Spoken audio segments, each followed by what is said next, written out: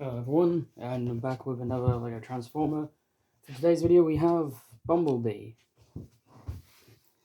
This is a bit of a weird design again, so I've done a couple characters where I've made like Beast Wars-esque versions of non-Beast Wars characters, so instead of being a Volkswagen Beetle, Bumblebee here turns into a Bumblebee. It's a cartoon chibi styled one, similar to how in G1 he's like a chibi version of a Volkswagen Beetle. These front legs are really fragile because they don't technically hold on properly. If you look at the bottom there, he does have wings though that are posable.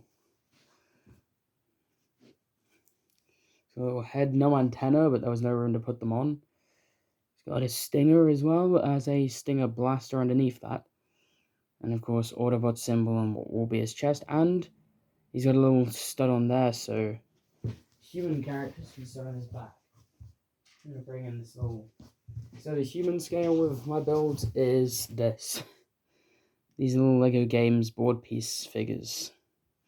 So this is a giant Bumblebee, and they can sit. Oh, it's the fragileness of the front legs there. It's gonna reattach that. As you can see, a human can ride on Bumblebee's back. Unfortunately, he's not a necessarily realistic Bumblebee, because again, he's a bit of a chibi-fied, animated-looking one, because he has no thorax. So if you don't know a standard insect like bees, wasps, ants, all that jazz, they have a abdomen, which is the big blob at the back, a thorax, and a head. Spiders have like the thorax and the head as a merged thing. That's why they only have two body blobs, but most things will have like three of them. There's not really a defined like thorax. You can see it from a side view. You can imagine it being there by separating this as a blob and separating this. But yeah. Anyway, so I guess we'll get into transformation. So the first thing I'm going to do is get rid of the flimsiness of these legs by just collapsing them onto the onto the actual clips. Sometimes they will just break off, but it's fine, just push them back on. Then we're just gonna collapse these rear legs down and fold the wings forward like that, kind of like antenna. And then I'm just gonna hinge the front of the bee down like that. I'm gonna come up here. I'm gonna splay out what's gonna be the arms and just fold them out. I'm gonna take the chest, or the yellow stripe of the bee, and hinge it up like that. Then I'm gonna put the stinger forward and lift this whole section inside of there, then flap the stinger down like that. Can then flip the wings backwards for now, and we'll just leave it like that. That's obviously going to flip down and be the head. Then I'm going to take the insect legs here from the bee and just flip them down like that. We're then going to flip the bee head up, curl these side legs in, and then you use the rear legs of the bee to stabilize him while he's standing. Sort of. My one is breaking severely in this case, but I'll show you what I'm doing. So the bee legs will kind of work as, like the rear bee legs will work like heels and give him the ability to stand. I'm going to just splay his legs out a bit.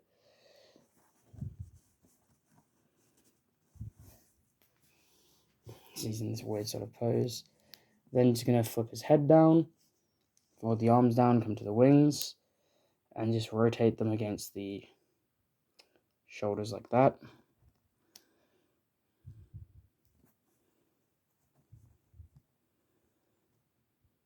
This figure is not going to stand at all.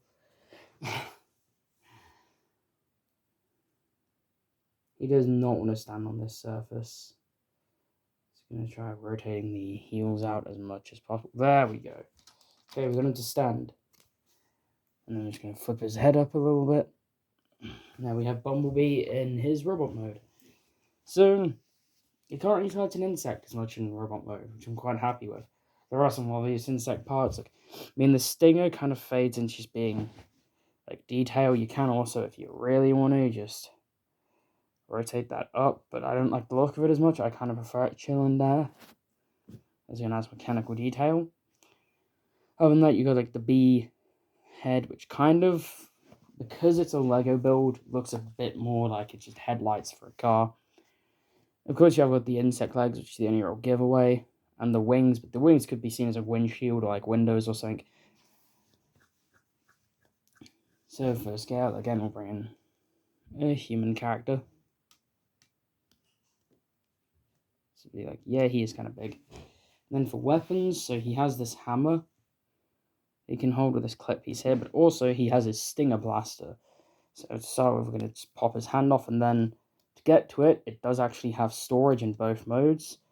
We're going to just fold the stinger itself forward, pop that open. Oh, I'm just going to pop that out, put the hand in there in its place, fold it back up, ignore the fact that that's been done, and then just pop the hand back on as if it has just transformed right out of his hand. He has this little stinger blaster and his hammer.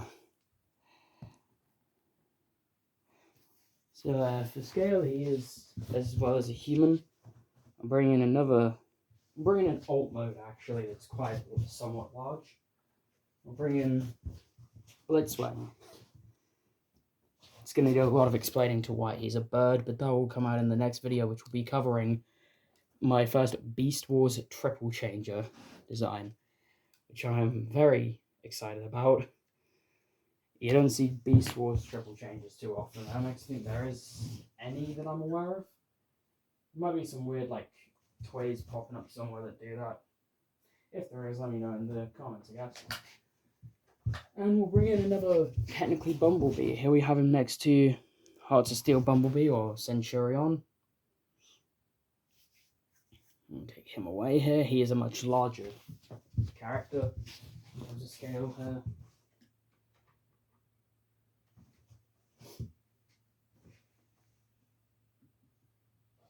And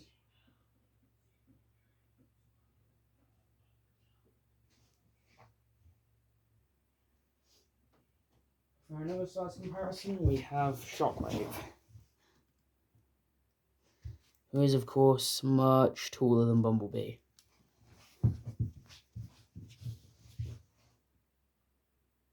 Yeah, there's not much more to say about Bumblebee, so hope you guys enjoyed, and I'll see you all in the next video, which will most likely just be Blitzwing.